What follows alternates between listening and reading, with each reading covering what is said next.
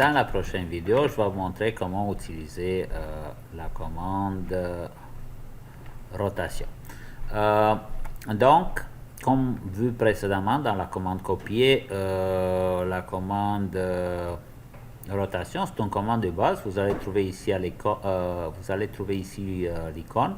Vous pouvez aussi utiliser le menu modification qui malheureusement n'est pas présent sur mon écran. Vous pouvez aussi utiliser le raccourci, la commande à la ligne rotation. Vous pouvez l'écrire au complet, rotation. C'est sûr qu'il va le trouver dans la base de données des commandes. Ou vous pouvez tout simplement utiliser le raccourci RI pour rotation. Donc, une fois que vous invoquez la commande, il vous invite à sélectionner les objets. Encore une fois, vous avez le choix de sélectionner de gauche à droite. Dans ce cas-là, votre fenêtre doit inclure au complet l'élément. Ou, encore plus simple, vous pouvez sélectionner de droite à gauche, puis dans ce cas-là, il est suffisant que votre fenêtre touche à vos entités d'AutoCAD. Bon. Une fois que vos éléments sont sélectionnés, le logiciel il vous demande de choisir un point de base. Donc, il faut taper Enter pour confirmer qu'on a fini notre sélection. Ensuite, on choisit le point de base. Et ensuite, ça lui prend un angle. Okay?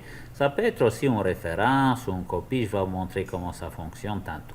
Donc, on va lui donner 53. Puis, n'oubliez pas qu'il faut écrire degré en AutoCAD. Donc, en AutoCAD, on utilise le symbole 2 pour les degrés. On ne peut pas vraiment écrire les angles là, comme dans la vraie vie d'Arpental. Donc, on lui a dit 53 degrés. N'oubliez pas que la direction de référence par défaut pour les angles en AutoCAD, c'est le Est. Donc, si vous faites des changements au niveau du format, pour les unités de mesure, puis les directions de rotation, il faut en tenir compte de ça. Mais pour cet exemple simple, je le laisse tel quel, puis je fais une rotation de 53 degrés. Et bon, mon résultat, malheureusement, n'est pas comme celui sur le triangle en vert. Donc, probablement que je devrais les rotationner avec un angle de moins 53. Donc, on va essayer ça, moins 53 une fois, puis encore une fois, moins 53. C'est bon. Là, mes deux rectangles se ressemblent. Ensuite, je dois faire un rotate par référence, une rotation par référence. Encore la même chose, je fais rotation, je sélectionne mon objet, mon point de base, ok, et là, vous voyez ici, j'ai une option qui s'appelle référence, donc il suffit de le choisir, ok. Ma ligne de référence initiale, ça va être d'ici à ici.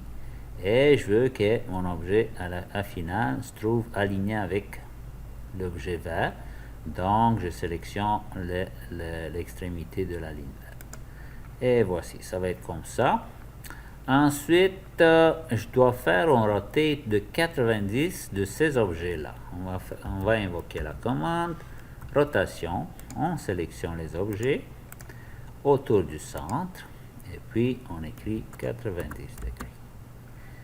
Et voici, c'est ça qui conclut notre commande rotation.